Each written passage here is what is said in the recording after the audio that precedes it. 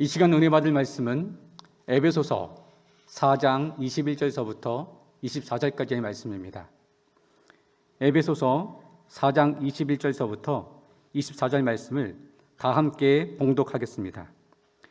진리가 예수 안에 있는 것과 같이 너희가 참으로 그에게서 듣고 또한 그 안에서 가르침을 받을지인데 너희는 유혹의 욕심을 따라 썩어져가는 구습을 따르는 옛사람을 벗어버리고 오직 너희의 심령이 새롭게 되어 하나님을 따라 의와 진리의 거룩함으로 지으심을 받은 새 사람을 입으라. 아멘. 은혜로운 찬양에 감사를 드립니다. 말씀의 제목을 다 함께 따라해 주시길 바랍니다. 옛사람을 버리고 새 사람이 될 수 있습니까? 옛사람을 버리고 새 사람이 될 수 있습니까? 사람이 얼마나 변하지 않는가에 대해서 의학 잡지에 실린 연구 결과에 따르면 미국에서는 1년에 약 60만 명이 심장 수술을 받는다고 합니다. 그런데 심장 수술은 영구적으로 한 번 수술받고 심장이 다 나은 것이 아니기 때문에 일시적인 것이기 때문에 삶의 습관을 바꾸지 않으면 안 된다라고 의사들은 권유합니다. 심장병 수술 받은 사람들한테요. 술을 끊는다든지 담배를 끊는다든지 스트레스 받는 일을 삼가해야 한다라고 이야기를 합니다. 제가 이민 목회할 때에 저희 교회에도 미국인 중에 한 분이 심장 수술을 받았는데 10년 동안 괜찮았어요. 그런데 몸이 비대해지고 결국에 다시 수술을 받다가 돌아가셨거든요. 그러니까 심장 수술이라는 죽음의 문턱까지 갔다 온 환자들이 의사 말을 잘 들을 것 같잖아요. 심장 수술은 여러분 심장을 여는 거예요. 개복 수술을 하는 겁니다. 그런데 수술 후에 약 90%가 옛날의 삶의 방식으로 또 다시 돌아간대요. 이것은 옛날 습관을 바꾸느니 차라리 죽겠다라는 그렇게 말하는 것이 아니지만 그만큼 옛 습관을 바꾸는 것이 힘들다라는 것을 알려주고 있습니다. 그리고 이것은 바꾸지 않아도 지금 당장 수술 받았기 때문에 몸이 괜찮아진 것 같거든요. 그러니까 괜찮다라는 생각 안에 희망사항으로 자기가 예전에 하던 거 조금 해도 괜찮다라는 생각들이 들어오는 겁니다.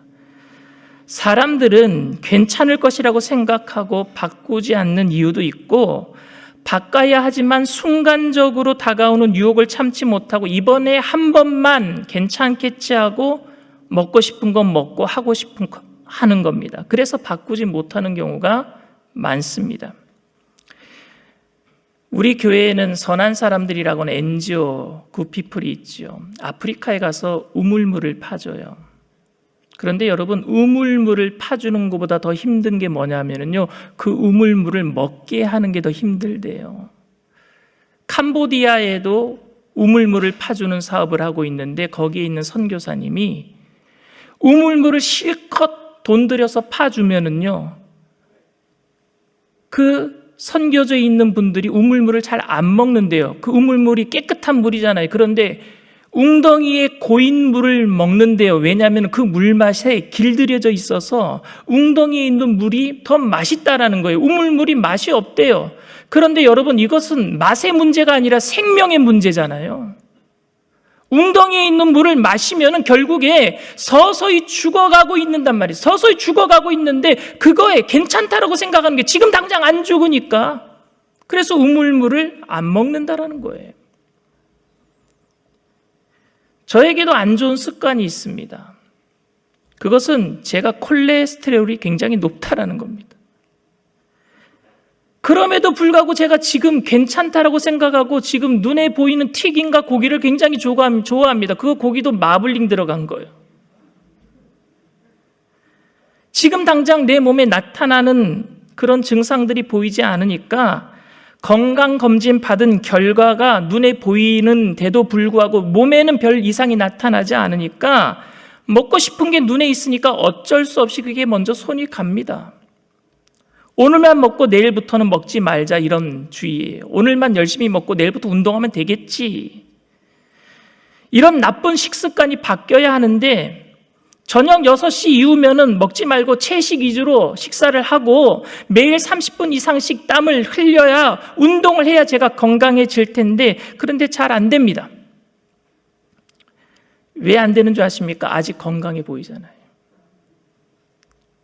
그리고 지금 먹고 싶은 것은 눈앞에 보이면은 참을 수 없습니다.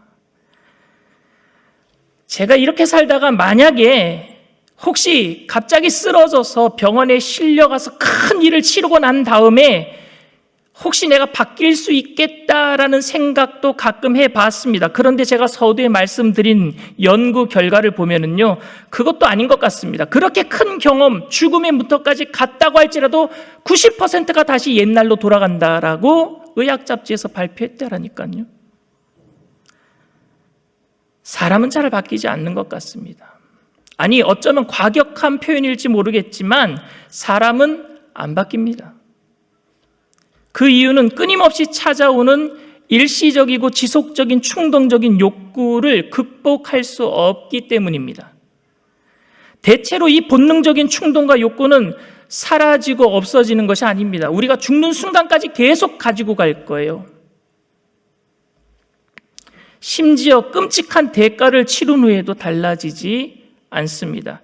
그래서 오늘 본문 말씀 대하기가 조금 어려워요. 오늘 본문 말씀이 이해가 되지 않아서가 아니라 솔직히 이상적인 논리 같아서 실천할 수 없는 이상적인 것, 그래서 의미 없는 말처럼 들려집니다. 오늘 읽은 본문 말씀 21절에서 24절 말씀 다시 한번 봅니다. 진리가 예수 안에 있는 것 같이 너희가 참으로 그에게서 듣고 또한 그에게서 가르침을 받았을진데 너희는 유혹의 욕심을 따라 썩어져가는 구습을 따르는 옛사람을 벗어버리고 오직 너희의 심령이 새롭게 되어 하나님을 따라 의와 진리의 거룩함으로 지으심을 받은 새 사람을 입으라. 맞는 말인데요, 우리가 가지고 있는 본능적인 충동과 죄성에 의하면은요, 안 되는 일입니다. 안 될 것 같아요. 그래서 이 이야기가 정말 그렇게 될 수 있을까? 옛사람을 벗어 던져버리고 새 사람을 입을 수 있을까? 고민이 됩니다. 오늘 저는 이 말씀 앞에 두 가지 질문을 여러분들에게 던지고 싶어요. 첫 번째 질문은, 우리는 이미 예수 그리스도를 믿음으로 새 사람이 되었는데 다시 새 사람을 입으라는 것은 어떤 의미일까요? 믿음으로 구원받은 사람에게 행위를 강조하는, 요구하는 말씀은 아닌가 싶습니다. 오늘 본문 21절에서 24절까지의 말씀 주 동사는요, 새 사람을 입으라라고 하는 명령형 동사가 아닙니다. 에베소서 문장들은요, 굉장히 긴 문장들이 많습니다. 오늘 문장도 굉장히 긴 문장인데요, 오늘 주 동사는요, 배우다와 가르침을 받으라라는 동사가 주 동사입니다. 그러니까 배우다라는 동사, 가르침을 받는다라는 동사인데 오늘 이 동사가 과거형으로 쓰였어요. 무슨 얘기냐?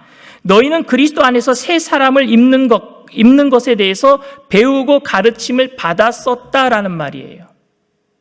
해석을 하면은요. 간단하게 요약하면 진리이신 예수 그리스도를 따라 너희는 옛사람을 벗어버리고 의와 진리에 있어서 하나님을 닮도록 지음을 받은 새 사람을 입으라고 배우고 가르침을 받았다라는 의미예요. 즉 새 사람을 입으라 명령형이 아니라 새 사람을 입는 것은 당연한 것이다라는 서술형 문장으로 원래 기록되었던 겁니다. 어떻게 하면 새 사람을 입을 수 있는가에 대한 말씀이 아니라 어떻게 하면 새 사람으로 살아갈 수 있는가에 대한 말씀이에요. 옛 습관이 남아있다고 할지라도 새 사람이 안 되었다라고 말하는 것이 아닙니다. 새 사람이 되기 위해서는 옛 사람을 벗어버려야 한다는 말하는 것이 아닙니다. 우리는 이미 예수님을 믿는 순간 새 사람이 된 줄 믿습니다. 우리는 이미 새 사람이 되었단 말입니다. 우리는 우리와 화목하게 하시기 위해 예수님을 보내주신 하나님의 은혜로 예수님 안에서 이제 새로운 욕망을 가지게 되었어요. 예전에는 육신의 욕망을 가지고 살았는데 예수님을 믿음으로 말미암아 새 사람이 되었기 때문에 새로운 욕망이 생겼어요. 영적인. 그러니까 구원받은 후에 새로운 삶의 방식에 대한 욕구가 생기게 되어야 된다라는 말입니다. 저는 이 이야기를 좀 더 이해하기 위해서 죄의 본질에 대해서 말씀드리고자 합니다. 우리가 술을 마셨는가 안 마셨는가, 우리가 화를 냈는가 화를 내지 않았는가, 이게 본질적인 문제가 아니라 본질적인 죄는요, 주권의 문제예요. 내가 무엇을 했느냐 안 했느냐가, 내가 술을 마셨기 때문에 죄를 지었고, 내가 술을 마시지 않았기 때문에 죄를 짓지 않고, 내가 거짓말을 했기 때문에 죄를 지었고, 내가 거짓말을 하지 않았기 때문에 죄를 안 지은 게 아니라 내 삶의 주인이 예수님이냐, 내 삶의 주인이 나냐, 이게 죄의 주권의 문제란 말입니다. 죄는 믿는 사람들 안에도 그러니까 죄가 있을 수 있어요. 주인이 예수님이 아니라 여전히 내가 주인이 되어서 하나님이 조금만 도와주시면 모든 일이 잘 될 것 같은 그런 믿음에서 자신을 일을 위해서 하나님을 이용하고 있다면은, 예수님을 믿어도 하나님을 믿어도 주권이 나에게 있으니까 그건 죄인이란 말입니다. 요한복음 15장에 나오는 탕자의 비유에 보면은요, 그 탕자가 타락한 죄인의 모습을 나타냅니다. 자기가 주인이 되고 싶어서 아버지 집을 떠나잖아요. 아버지가 주인이신데 아버지 나에게 줄 분깃을 주시옵소서, 자기가 주인이 되겠다라는 거예요. 그 자기가 주인이 되어서 결국에 결과가 뭡니까? 쥐업 열매예요. 저주받는 거예요. 그래서 결국에 아버지가 주인입니다라고 두 손 들고 돌아오는 탕자, 그게 이제 주권을 누구에게 맡기는 거예요? 아버지께 맡기는 거잖아요. 그래서 주권을 예수님을 통해서 하나님과 화목하게 되고, 하나님을 떠나서 스스로 주인 되려고 했던 그 인간의 모든 죄악을 하나님께 용서를 구하고 아버지께 돌아옴으로 하나님이 인생의 주인됨을 고백하는 것. 근데 그 탕자의 비유에 보면은요, 내가 아버지 집에 가면은 종의 하나로 쓰임받기를 원한다, 이런 얘기를 합니다. 그런데 아버지는 종에서 뭘로 승격을 시켜주셔요? 아들 되게 하시는 거예요. 원래 아들의 지위를 회복시켜 주십니다. 그러니까 종이 아닌 아들의 관계가 되는 것, 이것은 엄청난 신분의 변화라서 성경은 이 상태를요, 새로운 피조물이라고 얘기하고 있어요. 아들이 된 상태가 뭐라고요? 새로운 피조물이란 말입니다. 이미 아들이 되었기 때문에 새로워진 거예요. 예수를 믿었기 때문에, 아들이 됐기 때문에 우리는 이미 새로운 피조물이 된 줄 믿습니다. 그런데 이 엄청난 은혜를 우리는 공짜로 받았어요. 공짜로. 그러니까 공짜를 너무나 강조한 나머지 은혜에 대한 값어치, 그 엄청난 값어치를 잊고 살 때가 너무나도 많습니다. 그러나 우리가 다시 한번 생각해 보아야 할 것은, 우리가 그 엄청난 은혜를 받을 수 없었던 무가치한 인생이었다라는 점입니다. 그런데 그 은혜는 엄청난 값어치로 나에게 불가항력적으로 다가왔어요.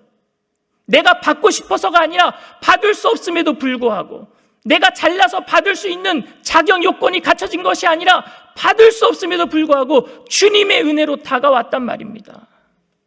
그 은혜 안에서 하나님이 주인 되신다라고 고백하는 것, 그것이 그리스도인이 된다라는 의미이고, 그리스도인이 된 사람들의 새로운 삶의 방식이 새로운 피조물이에요.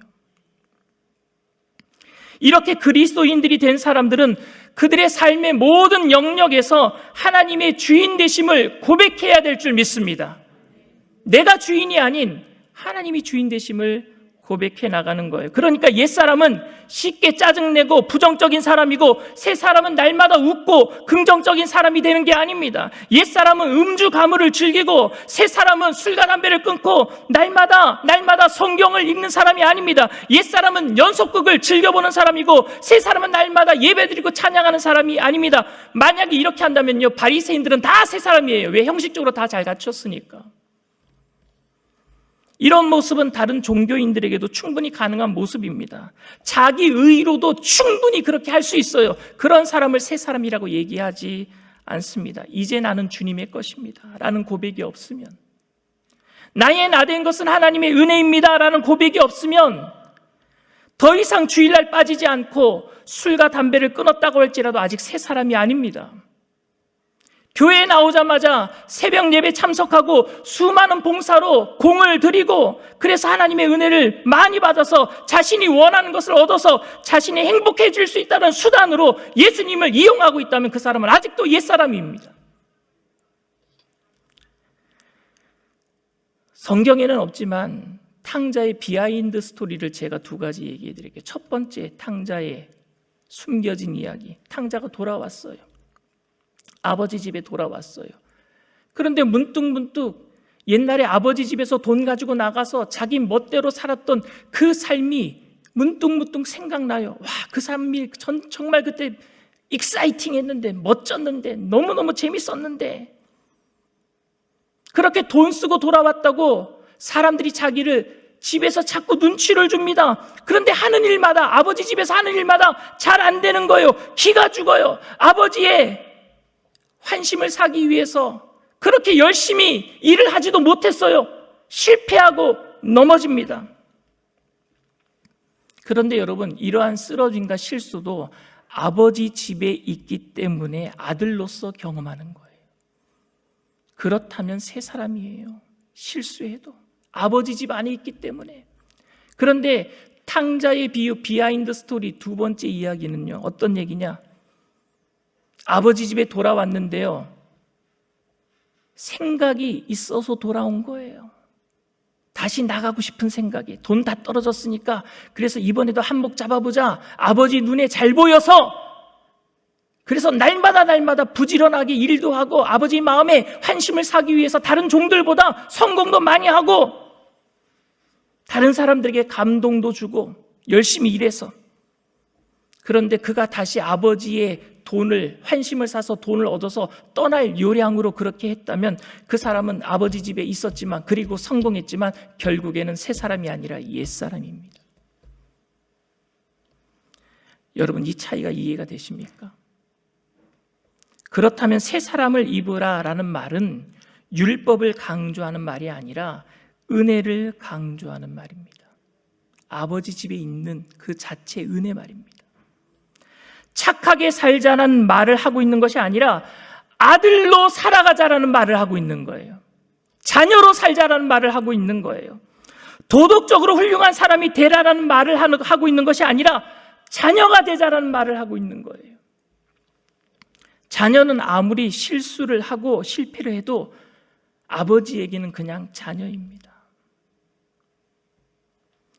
착하게 살지 말라라는 이야기가 아닙니다. 착하게 살아가는 이유가 하나님의 자녀이기 때문에, 아버지의 성품에 철저히 의존하기 때문에 우리는 착하게 살 수밖에 없는 줄 믿습니다. 아버지 때문이에요. 내 의가 아니라. 두 번째 질문은, 우리가 옛사람을 온전히 벗어버릴 수 없다면 새 사람을 입으라라는 요구는 사실 불가능한 것 아닙니까? 이런 불가능한 것을 이루기 위한 우리의 노력은 그러면 허사입니까, 여러분? 헛것입니까? 그런 문제예요. 가능하다고 생각하는 사람들, 내가 새 사람을 입을 수 있다라고 자기 노력으로 가능하다라고 생각하는 사람들은요, 합리화시킵니다. 형식을 만들어서 나 이 정도 했으니까 나 새 사람이야, 합리화시키게 되고요. 가능하지 않다라고 생각하는 사람들은 체념해버립니다. 어떻게 우리가 새 사람이 되겠어? 그렇게 율법의 요구가 많은데 체념해버려요. 처음에 제가 설교를 시작하면서 여러분들에게 말씀드린 것처럼 사람은 변하기가 힘듭니다. 변하지 않습니다. 비록 하나님의 자녀로 신분이 바뀌었다고 해도 여전히 그 사람 속에는요, 죄에 대한 원함이 있어요. 제가 모태신앙이에요. 기독교 3대 집안이에요. 주의 종 생활을 한 지 27년째입니다. 그런데 아직도 제 안에는요, 죄에 대한 원함이 있어요. 마치 죄를 짓누르고 있으면은요, 그게 용수철처럼요, 아주 강력한 용수철처럼 어느 한순간에 내가 뭐가 잘못하면은요, 용수철이 탕 튀겨 올라갈 적에 그 죄가 한꺼번에 다 폭발하는 것 같아요. 그래서 결국에 그 좌절감, 그 실패감 때문에 또다시 일어나기가 너무너무 힘이 듭니다. 그런데 이것이 안 된다는 것을 아는 사람은요, 새 사람으로 가는 시작이라고 저는 생각합니다. 아, 나로서는 안 되겠구나. 내 힘으로는 안 되겠구나. 내 힘으로는 죄를 내가 어떻게 할 수 없겠구나라고 생각하는 사람들은요, 새 사람으로 갈 수 있는 시작점이 출발될 수 있다란 말입니다. 신앙생활하면 처음에 잘 한다라고 생각을 했는데 시간이 지나면 지날수록 안 된다라는 것을 깨닫게 됩니다. 실패와 포기와 굴욕을 경험하게 됩니다. 내가 가지고 있는 믿음이라는 것이 얼마나 보잘것없다라는 것을 알게 됩니다. 신비한 체험, 감동도 내 안에 있는 죄를 잠재우지 못합니다. 신비한 체험을 했어도 며칠 못 가더라고요. 하나님을 따라서 산다고 하는 것이 그러니까 위선으로 느껴져요. 내가 성령 충만 받았는데 얼마 안 있다가 죄인된 내 모습을 보니까 내 모습이 위선처럼 느껴져요. 눈물로 회개했어도 또다시 죄인의 자리에 앉아있는 위선자의 모습을 봅니다. 그렇기 때문에 우리에게 더 필요한 것이 주님의 은혜인 줄 믿습니다. 그렇기 때문에 은혜가 더 필요해요. 죄가 있는 곳에 은혜가 더한다 그랬어요. 그렇다고 더 죄 지으라는 말은 아닙니다. 우리에게 은혜가 필요한 것을 알게 하는 말씀이에요. 은혜는 우리를 일으켜 세우는 힘이지 절대 우리를 주저앉게 만드는 핑계가 될 수 없습니다. 욕망을 따라 살아가는 것을 이기는 일이 불가능한 일임을 알지만 그렇다고 죄를 용납하면서 즐길 수는 없는 것 아닙니까? 은혜 때문에 우리는 살아갈 수 있어요. 나는 할 수 있다라는 가능성 때문이 아닙니다. 내가 죄를 이길 수 있다라는 가능성 때문이 아니라 나는 자신이 없지만 나를 자녀되게 하신 하나님의 은혜 때문에 오늘도 우리는 그 죄 가운데서 또 일어나게 될 줄 믿습니다. 절대로 우리 자신은 변화될 수 없지만 그래도 우리가 체념하고 포기하면서 살아갈 수 없는 것은 하나님의 은혜 때문이에요. 독생자를 보내주신 그 십자가의 은혜 때문이에요. 그래서 우리는 죄 가운데 좌절할 수 없어요. 실패 가운데 넘어져 있을 수 없어요. 우리는 충동적인 욕망 앞에서 처참히 무너져서 그래서 절망과 포기를 경험하지만 그래도 내 안에 또 다른 욕망이 있음을 부인할 수 없습니다. 왜? 예수 그리스도를 믿었기 때문에, 이미 새 사람이 되었기 때문에 영적인 욕망이 있단 말입니다. 사도 바울은 이 고백을 이렇게 했어요. 로마서 7장 18절에서 24절 말씀입니다. 내 속 곧 내 육신에 선한 것이 거하지 아니하는 줄을 아노니 원함은 내게 있으나 선을 행하는 것은 없노라. 내가 원하는 바 선은 행하지 아니하고 도리어 원하지 아니하는 바 악을 행하는도다. 만일 내가 원하지 아니하는 그것을 하면 이를 행하는 자는 내가 아니요 내 속에 거하는 죄니라. 그러므로 내가 한 법을 깨달았노니 곧 선을 행하기 원하는 나에게 악이 함께 있는 것이로다. 내 속사람으로는 하나님의 법을 즐거워하되 내 지체 속에서 한 다른 법이 내 마음의 법과 싸워 내 지체 속에 있는 죄의 법으로 나를 사로잡는 것을 보는도다. 오호라 나는 곤고한 사람이로다. 이 사망의 몸에서 누가 나를 건져내랴. 사도 바울은 이 고백을 다메섹 도상에서 회심한 이후에 선교 여행을 다니면서 그 이후에 장성호물량까지 믿음으로 자라가면서 했던 고백이에요. 죄인 되었을 때 했던 고백이 아닙니다. 성경을 여러 번 기록하고 로마서를 기록할 때 이 말을 한 거예요. 우리는 할 수 없음으로 인해 주저앉아 있는 것이 아니라 하나님의 은혜 앞에서 다시 옷깃을 여밀 수밖에 없는 줄 믿습니다. 은혜 때문이에요. 우리가 다시 옷깃을 여밀 수 있는 것은 내 안에 변화의 가능성이 있어서가 아니라 우리가 할 수 있다는 능력이 아니라 우리가 하나님의 자녀이기 때문인 줄 믿습니다. 그 자녀됨 은혜, 그게 새로운 피조물이란 말입니다. 천국 가신 원로 목사님은 평생을 새 사람이 되기 위해서 율법적으로 사신 분이 아닙니다. 우리 원로 목사님이 가장 자주 말씀하셨던 말씀 중에 하나가 우리는 택하신 족속이요 왕같은 제사장이요 거룩한 나라요 하나님의 소유된 백성이라는 정체성을 우리에게 그렇게 심어주시고 하나님의 자녀로서 살아가기 위해서 노력하셨던 분이에요. 자녀됨을 잊지 말자라고 우리 정체성을 심어주셨던 분이란 말입니다. 오중복음 삼중축복을 통해서 우리의 정체성, 하나님의 자녀됨을 용서받은 의인이란 사실을 심어주셨단 말입니다. 아직도 원로 목사님이 눈에 선한 모습이 한 가지 제 기억에 각인된 모습이 있습니다. 그 모습은 주일날 많은 성도님들이 TV를 통해서 대성전에서 예배를 드리고 있는데 모든 성도님들 앞에서 강대상에서 무릎을 꿇고 사죄하는 모습, 아직도 제 기억에 남아 있어요. 성도님들 앞에서 목회자가 자신의 죄인됨을 고백합니다. 눈물로 고백합니다. 그 모습은 죄에 넘어진 모습이 아니라 주님의 은혜 앞에 다시 일어나는 모습인 줄 믿습니다. 자녀였기 때문에 일어나셨던 거예요. 저는 여러분들에게 감히 묻고 싶습니다. 여러분들은 옛사람의 모습을 벗어버리고 새 사람이 될 수 있습니까? 여러분들의 노력을 요구하는 말이 아닌 이미 주님의 십자가의 사건으로 새 사람이 된 것을 잊지 말자라는 말입니다. 그렇기 때문에 십자가의 은혜를 기억하자라는 말입니다. 그리고 그 은혜 안에서 주님의 주인 되심을 고백하면서 죄에 넘어졌을지라도 또다시 일어나자는 말입니다. 천국 가신 원로 목사님도 늘 그렇게 은혜 앞에서 다시 일어나셨듯이 저와 여러분 모두가 주님의 주인됨을 날마다 고백하면서 은혜로 하나님의 자녀됨을 누리며 살아가게 되시기를 주님의 이름으로 축원을 드립니다. 기도합니다. 사랑과 은혜가 풍성하신 하나님,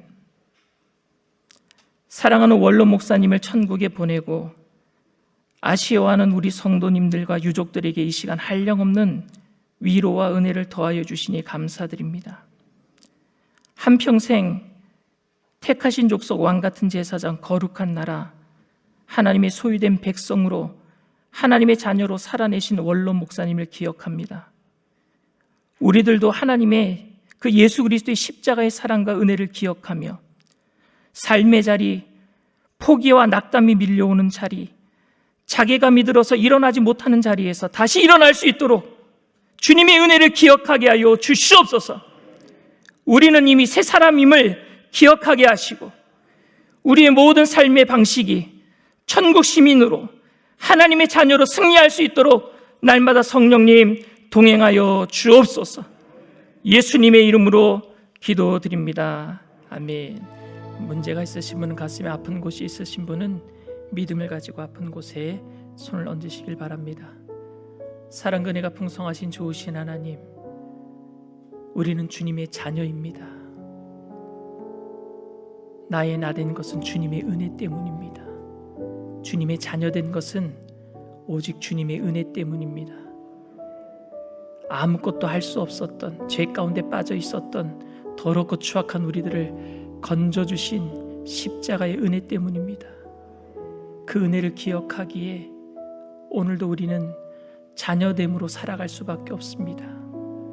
하나님의 모습을 닮아갈 수밖에 없습니다. 내가 거룩하니 너희도 거룩하라 하신 주님의 말씀대로 살아갈 수밖에 없습니다. 그 말씀이 육신이 되어 이 땅에 오신 예수님, 구만리장천 멀리 계시지 아니하시고 오늘도 성령으로 우리와 함께 계심을 믿습니다. 이 시간 성령님, 우리 마음의 주인으로 찾아와 주신 줄 믿습니다. 성령님 환영합니다. 인정합니다. 모셔드립니다. 의지합니다. 우리 원로 목사님에게 평생 동안 함께해 주셨던 성령님, 우리 원로 목사님의 주인이 되어 주셨던 성령님, 오늘 우리에게 주인이 되어 주셔서 얽히고 설킨 문제의 실타래를 풀어주시옵시고 영혼 육간의 강건함을 더하여 주시옵소서. 이 시간 나사렛 예수의 피로 명하노니 모든 저주와 질병과 흑암의 세력은 한 길로 왔다 일곱 길로 도망갈지어다. 묶임을 받고 떠나갈지어다. 마음의 두려움과 염려의 세력은 떠나갈지어다. 오직 주님만이 우리의 마음에 주인이시기에 기쁨과 평강을 주시는 줄 믿습니다. 주님께서 주시는 것은 생명과 평안인 줄 믿습니다. 그 영원한 생명을 얻고 자녀된 권세를 가지고 택하신 족속 왕같은 제사장 거룩한 나라 하나님의 소유된 백성으로 그 정체성을 잃어버리지 아니하고, 우리 원로 목사님께서 전 세계를 교구 삼으시고 전도의 열정을 불태우셨던 것처럼 우리들도 하나님이 주님 오시는 그날까지 그 열정의 불 꺼지지 아니하도록 성령님 동행하여 주시옵소서. 무엇을 먹을까 입을까 염려하지 말고 먼저 그 나라와 그 일을 구하는 믿음의 백성들 될 수 있도록 하늘의 수영한 복으로 땅의 기름진 복으로 다 주님 채워 주시옵소서. 나사렛 예수의 피로 명하는 저주받는 질병의 세력도 떠나갈지어다. 머리부터 발끝까지 깨끗게 될지어다. 오장육부 사지백체 뼈마디마디 신경세포 조직은 새롭게 될지어다. 주님이 채찍에 맞음으로 우리가 병남을 입었습니다. 깨끗게 하여 주시옵소서. 두려워하거나 염려하지 말게 하시고 오직 깨어서 근신하게 하시오 감사하는 마음으로 주님께 아뢰기만 하게 하여 주시옵소서.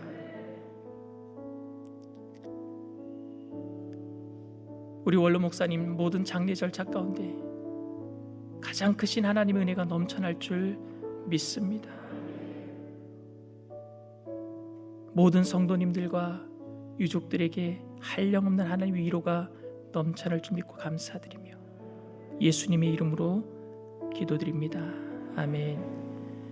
지금은 우리 주 예수 그리스도의 무한하신 은혜와 아버지 하나님의 영원하신 사랑과 보혜사 성령님 내주교통 충만하시고 위로하시는 축복이 모든 삶의 주인일 예수님 되심을 고백하며 자녀로서 살아가기로 결단하는 믿음의 백성들, 개인, 가정, 사업, 직장, 자녀, 학업, 생활, 범사 전체 위에 특별히 천국 가신 원로 목사님을 생각하며 마음속에 그리움이 있는 모든 성도님들에게 위로를 더하시는 주님의 모든 위로가 지금부터 영원토록 함께 하시기를 간절히 축원하옵나이다.